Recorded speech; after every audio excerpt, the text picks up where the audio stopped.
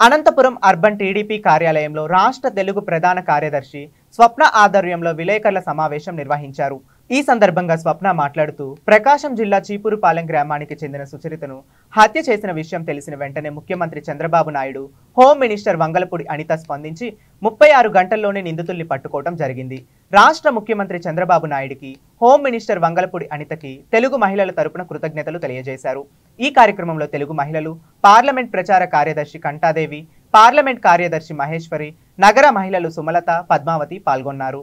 3 రోజుల కిందట ప్రకాశం జిల్లా బాపట్ల మండలం ఈపురపాలెం అనే గ్రామంలో సుచరిత అనే మహిళ బాయర్పల్లికి వెళ్ళిన సమయంలో 3 నిందితులు అక్కడికి చేరుకొని ఆ మహిళను అత్యాచారం జరిపి హత్య చేసిన సంఘటన ఈరోజు చోటు చేసుకుంది.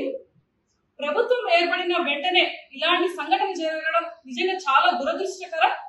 ఈ విషయం తెలిసిన వెంటనే మన రాష్ట్ర ముఖ్యమంత్రి వర్యులు నారా చంద్రబాబు నాయుడు గారి ఆదేశాల మేరకు వెంటనే మన రాష్ట్ర హోం శాఖ మంత్రి వంగలపూడి అనిత గారు సంఘటనా స్థలానికి చేరుకొని అక్కడ జరిగిన విషయం అంతా తెలుసుకొని ఖచ్చితంగా ఎవరైతే ఇలాంటి అఘాయిత్యానికి పాల్పడ్డారో వాళ్ళని 48 గంటల్లో వాళ్ళని పట్టుకొని తగిన చర్యలు తీసుకుంటామని మాట ఇచ్చారు.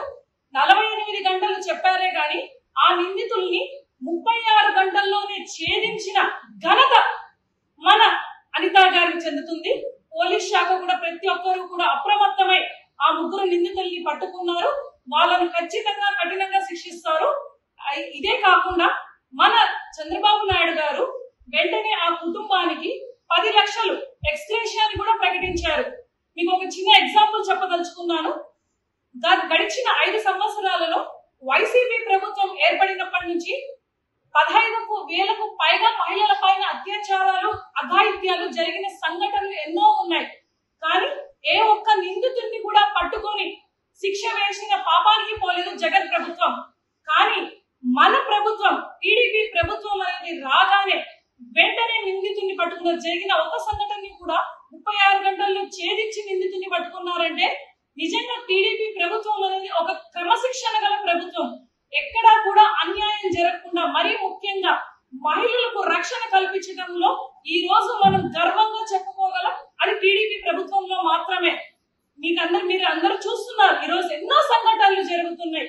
ఇవి పునరావృతం కాకుండా దోషులు మరలా ఇలాంటివి చేయడానికి భయపడే విధంగా కూడా అనిత గారు ఖచ్చితంగా కఠిన చర్యలు తీసుకుంటారు. దీన్ని మేము చాలా హర్షిస్తున్నాము. ఎవరైనా ఒకడు తప్పు తాగిన మత్తు, అంటే తాగినారంటే కనీసం భార్య, చెల్లెలు అనే వ్యత్యాసం కూడా తెలియకుండా పోతా ఉంది. ఇప్పుడున్న జనాల్లో మత్తు పదార్థాలకు పూర్తిగా బానిసలు అయిపోయారు. అది కూడా గంజాయి, హెరోయిన్.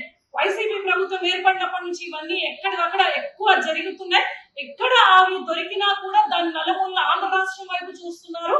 ఇది కేవలం వైసీపీ ప్రభుత్వంలో జరిగిన అన్యాయాలు, అక్రమాలు. దీనన్నిటినీ కూడా మన గౌరవనీయులు నారా చంద్రబాబు నాయుడు గారు